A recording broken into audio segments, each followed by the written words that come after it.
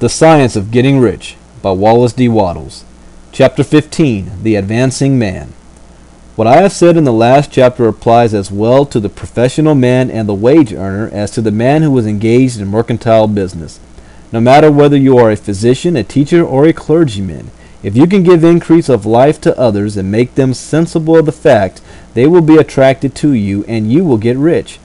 The physician who holds the vision of himself as a great and successful healer, and who works towards the complete realization of that vision with faith and purpose, as described in former chapters, will come into such close touch with the source of life that he will be phenomenally successful. Patients will come to him in throngs. No one has a greater opportunity to carry into effect the teaching of this book than the practitioner of medicine. It does not matter to which of the various schools he may belong, for the principle of healing is common to all of them, and may be preached by all alike. The advancing man in medicine, who holds to a clear mental image of himself, is successful, and who obeys the laws of faith, purpose, and gratitude, will cure every curable case he undertakes, no matter what remedies he may use. In the field of religion, the world cries out for the clergyman who can teach his hearers the true science of abundant life. He who masters the details of the science of getting rich, together with the allied sciences of being well, of being great, and of winning love, and who teaches these details from the pulpit, will never lack for a congregation. This is the gospel that the world needs. It will give increase of life, and men will hear it gladly, and will give liberal support to the man who brings it to them. What is now needed is a demonstration of the science of life from the pulpit. We want preachers who can not only tell us how, but who in their own persons will show us how. We need the preacher who himself will be rich, healthy, great, and beloved, to teach us how to attain these things, and when he comes he will find a numerous and loyal following. The same is true of the teacher who can inspire the children with the faith and purpose of the advancing life. He will never be out of a job, and any teacher who has this faith and purpose can give it to his pupils. He cannot help giving it to them if it is part of his own life and practice. What is true of the teacher, preacher, and physician is true of the lawyer, dentist, real estate man, insurance agents, of everybody. The combined mental and personal action I have described is infallible. It cannot fail. Every man and every woman who follows these instructions steadily, perseveringly, and to the letter will get rich. The law of the increase of life is as mathematically certain in its operation as the law of gravitation. Getting rich is an exact science. The wage earner will find this as true of his case as of any of the others mentioned. Do not feel that you have no chance to get rich because you are working where there is no visible opportunity for advancement, where wages are small and the cost of living high. Form your clear mental vision of what you want and begin to act with faith and purpose. Do all the work you can do every day and do each piece of work in a perfectly successful manner.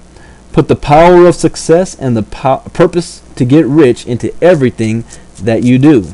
But do not do this merely with the idea of currying favor with your employer in the hope that he or those above you will see your good work and advance you. It is not likely that they will do so. The man who is merely a good workman, filling his place to the very best of his ability and satisfied with that, is valuable to his employer, and it is not to the employer's interest to promote him. He is worth more where he is. To secure advancement, something more is necessary than to be too large for your place.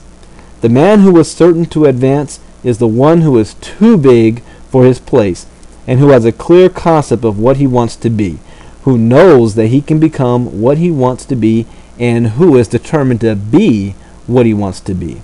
Do not try to more than fill your present place with a view to pleasing your employer. Do it with the idea of advancing yourself. Hold the faith and purpose of increase during work hours, after work hours, and before work hours. Hold it in such a way that every person who comes in contact with you, whether foreman, fellow workman, or social acquaintance, will feel the power of purpose radiating from you. so that everyone will get the sense of advancement and increase from you. Men will be attracted to you, and if there is no possibility for advancement in your present job, you will very soon see an opportunity to take another job. There is a power which never fails to present opportunity to the advancing man who is moving in obedience to law. God cannot help helping you if you act in a certain way. He must do so in order to help himself. There is nothing in your circumstances or in the industrial situation that can keep you down. If you cannot get rich working for the Steel Trust, you can get rich in a 10-acre farm. And if you begin to move in a certain way, you will certainly escape from the clutches of the Steel Trust and get onto the farm or wherever else you wish to be. If a few thousands of its employees would enter upon the certain way, the Steel Trust would soon be in a bad plight. It would have to give its working men more opportunity or go out of business. Nobody has to work for a trust. The trusts can keep men in so-called hopeless conditions only so long as there are men who are too ignorant to know the science of getting rich or too intellectually slothful to practice it. Begin this way of thinking and acting, and your faith and purpose will make you quick to see any opportunity to better your condition. Such opportunities will speedily come, for the Supreme working in all and working for you will bring them before you. Do not wait for an opportunity to be all that you want to be. When an opportunity to be more than you are now is presented and you feel impelled toward it, take it. It will be the first step toward a greater opportunity.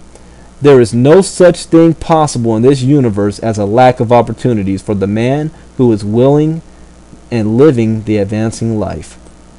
It is inherent in the constitution of the cosmos that all things shall be for him and work together for his good. And he must certainly get rich if he acts and thinks in the certain way. So let wage-earning men and women study this book with great care and enter with confidence upon the course of action it prescribes. It will not fail.